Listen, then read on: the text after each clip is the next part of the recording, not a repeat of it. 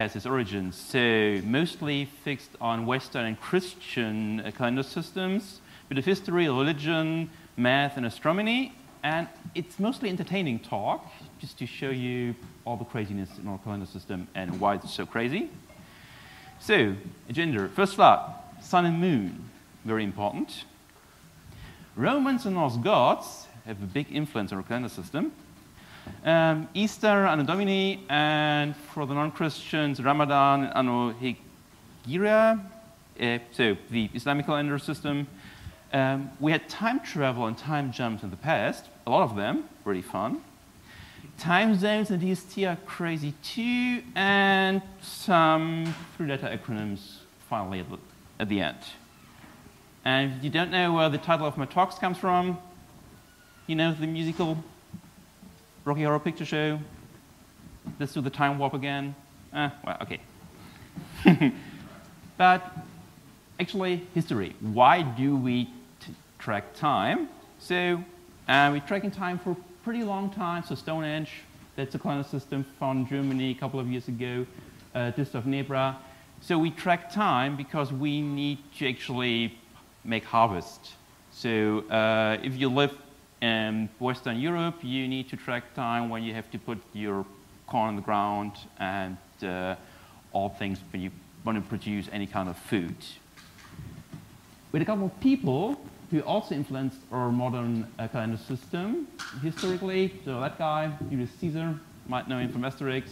That guy may not know, kind of later, and probably everybody knows Einstein. And surprisingly, the thingy also influenced our time system a lot. Steam engines and locomotives and just rail system. So, sun and moon. So, pretty easy. Let's start with the basic concept, a year. Year is, if you look at the very simplified model of the solar system from Copernicus, yeah, the sun is in the middle and the Earth just turns around and around and around. And it takes about 365 and blah, blah, days just for one rotation around the sun. So that's a year. Pretty simple. Now it gets a bit more tricky. Month. Month sounds a bit like moon in Germany too. Mond, Monat, even closer. So it's something of the moon. Okay. The moon takes about 27 days and 7 hours to do one rotation around the Earth. It doesn't sound like actually a month, because month is more like 30 days-ish.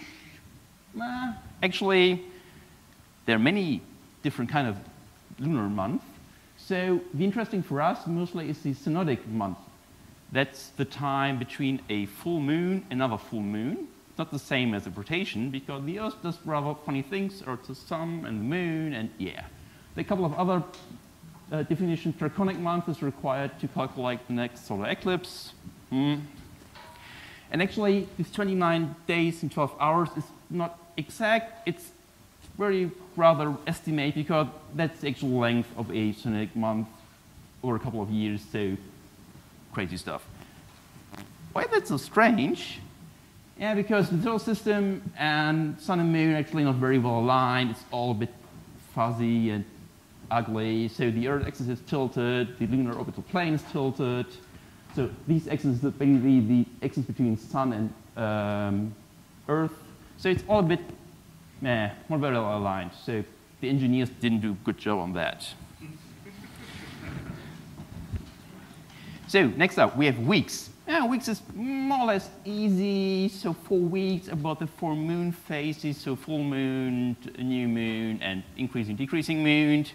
We didn't go for 29 days and 12 hours because it's rather hard to calculate. So 28 is the smallest number that fits nicely into divided by 4. Day. Now it gets really interesting. So how long does it take the Earth for one rotation? Give me a guess.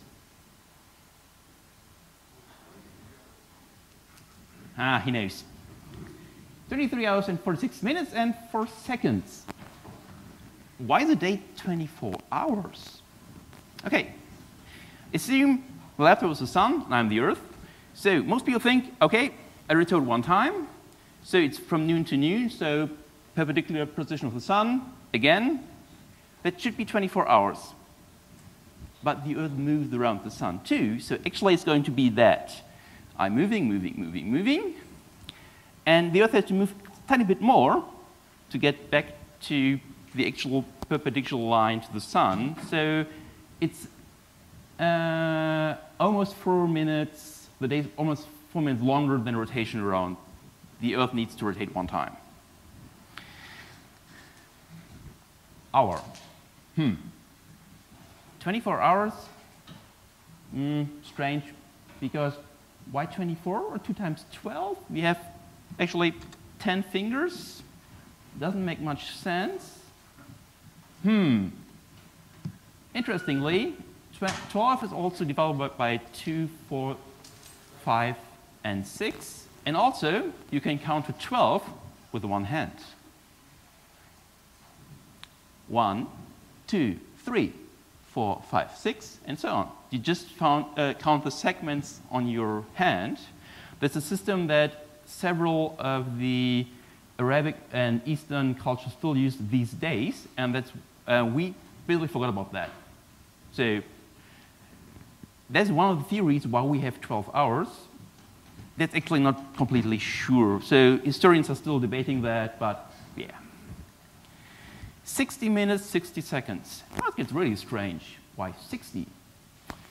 So these days we prefer 100 or a multiple of 2 because it's much easier for us to calculate because we have a decimal system and computers use 2.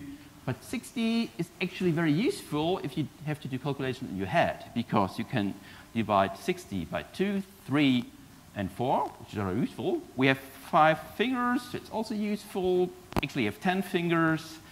12 is also, we used 12 before, why not add it to that? And if you just count how many times you can divide a number, you'll see a spike by 60. So it's very easy to use. And you also can throw in 15 and 20 and 30 and yeah.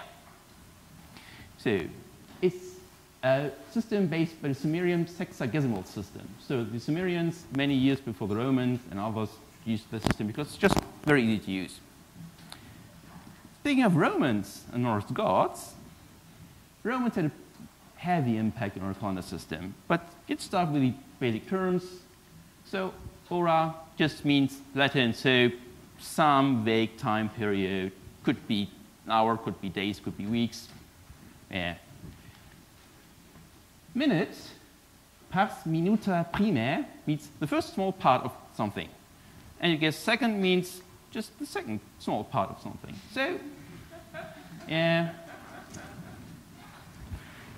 Weekdays, yeah, very good tradition, Christian tradition. So we have sun, we have moon, we have a couple of Norse gods. So Odin is Wednesday, Thor, the guy with the hammer, Freya, another Norse goddess, and Saturday, for some reason, is still a Roman god. So Saturn, the thing with the rings, and yeah. Month gets even a bit stranger, mostly Roman thingies, except for the numbers. So why is September the 7th means 7? And actually the original names for July and August before they became Roman emperors were Quintilis and Sixtilis. So 5, 6. We have off by 2 error. Why?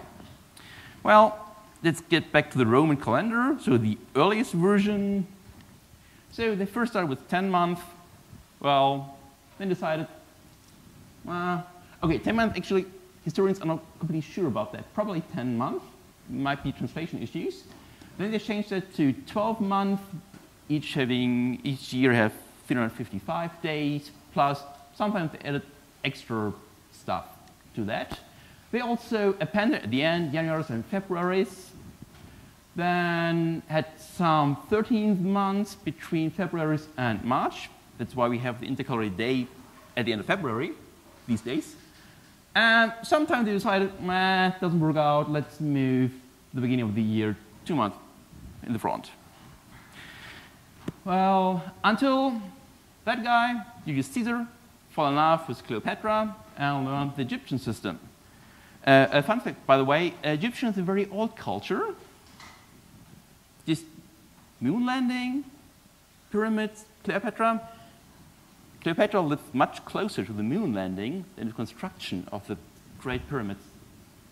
Fun fact, really astounding. Yeah, but not topic of the talk. So back to Julius Caesar. So he changed the calendar system in a way that's very similar to our current calendar system, based on the Egyptian calendar, 356 days, and plus some other things, so rounding up by, every 4 years we have an extra day.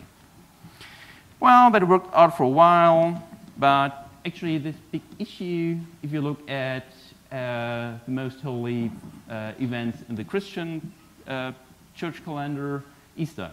And Anno Domini, so not exactly the birth of Christ, but almost. So the Easter date was actually defined by the Council of Nicaea in 325.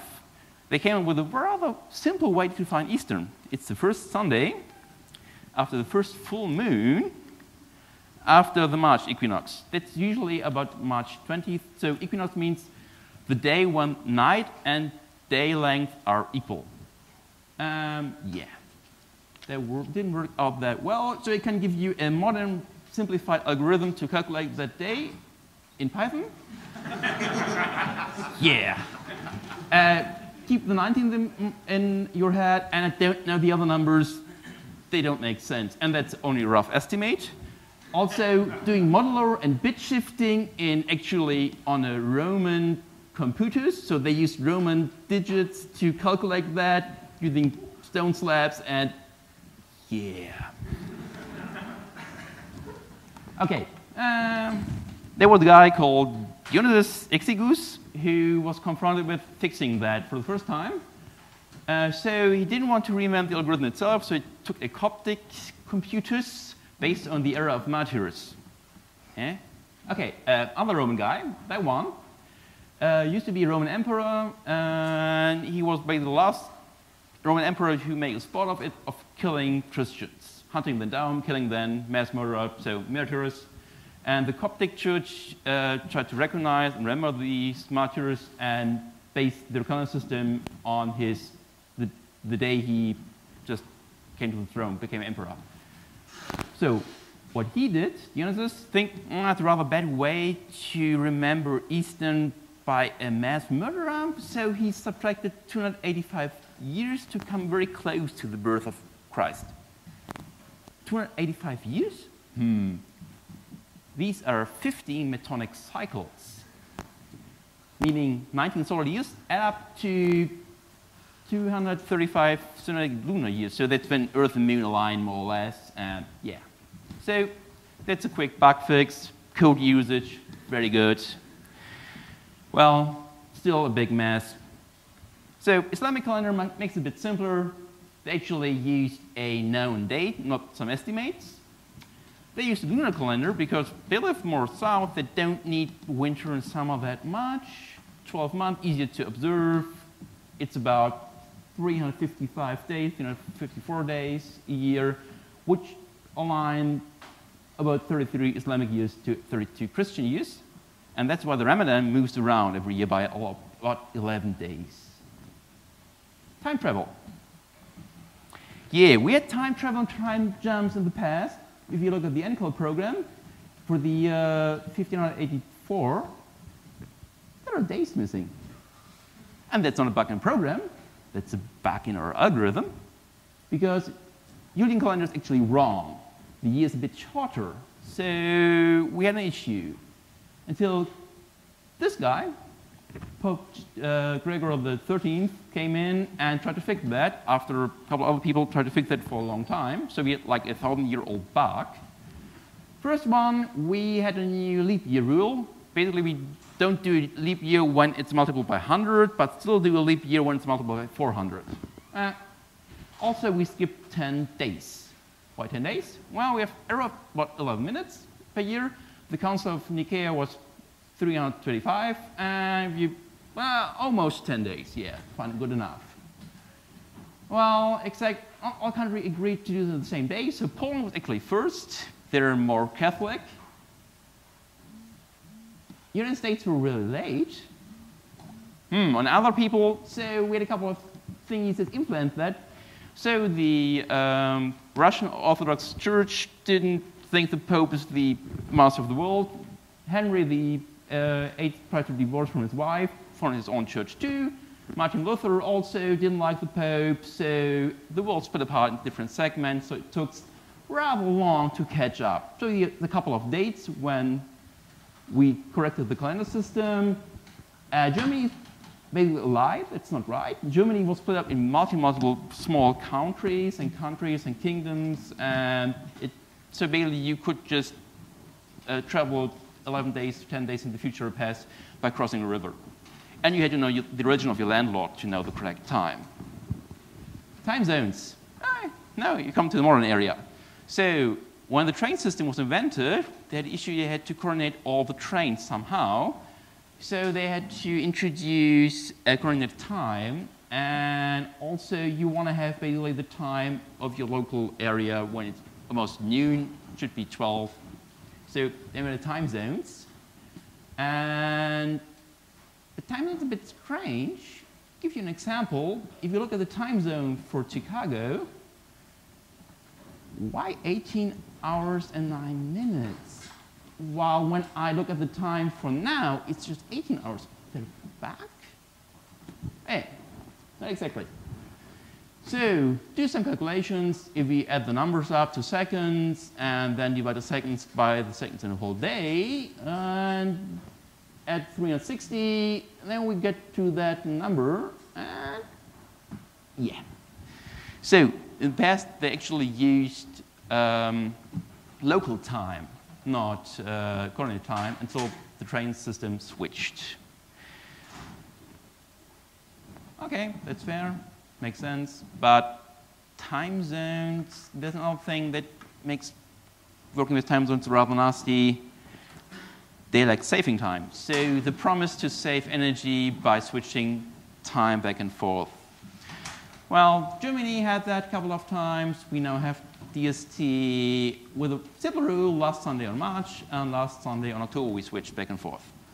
Well, the US doesn't agree on that. It's actually second Sunday in March and first Sunday in November, except you live in Arizona, but except double non-negative if you live in Navajo Nation country, because Arizona don't have DST, but the Navajo Indians have DST. Fun. Israel, yeah, they switched back and forth a couple of more times, and since they're not Christian, they have a different rule. They do it Friday before the last Sunday in March. Well, yeah, makes sense for them. Morocco is Islamic country, so they decided rather short notice, like 2 or 3 weeks in advance a couple of years ago, we don't do DST during Ramadan because we don't want to confuse the poor people who haven't eaten in days. Okay. 3-letter acronyms. UTC, acronym. So UTC stands for actually nothing.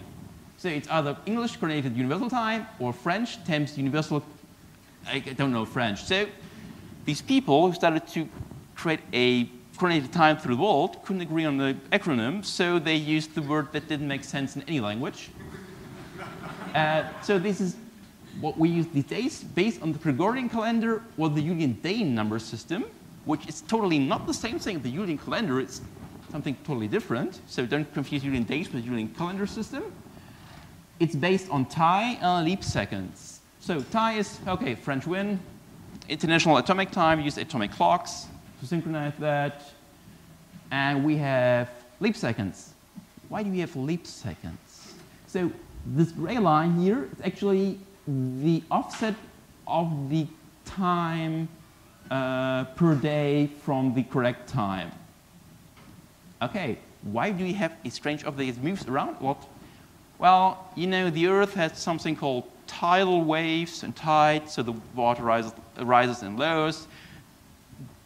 A tree grows, so you have leaves on trees, sometimes not. So this moves the center of gravity. Not the center of gravity, it basically, the same effect if you would skate on ice and move your arms out and in. So the Earth just speeds up and slows down by just pushing water a bit outwards and inwards, and yeah. And universal time is not universal time, you have universal times. Because we have actually UT0, we have UT1, that's terrestrial and celestial reference frame. We have something that smoothens that out. Because if you're an astronomer and want to point to a star, you don't want to point to the right you want to point to the right position and not something there because suddenly you have like a tidal wave coming in or your trees on the neighborhood just grow some apples. Yeah. We have something, so, you know, Einstein, gravity, so actually the time, the clocks on Earth go a bit slower because we are in the center of some gravity well, so you want to get that out.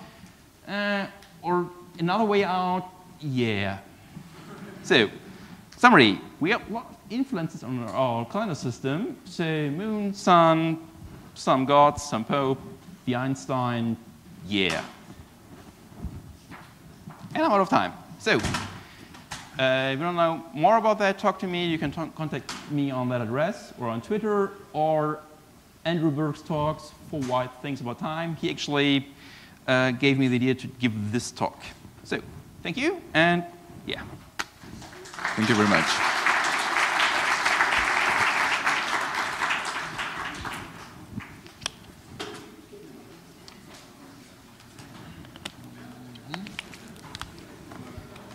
The next presentation starts at 11:30. Take care of 100 containers and not go crazy by Honza Horák.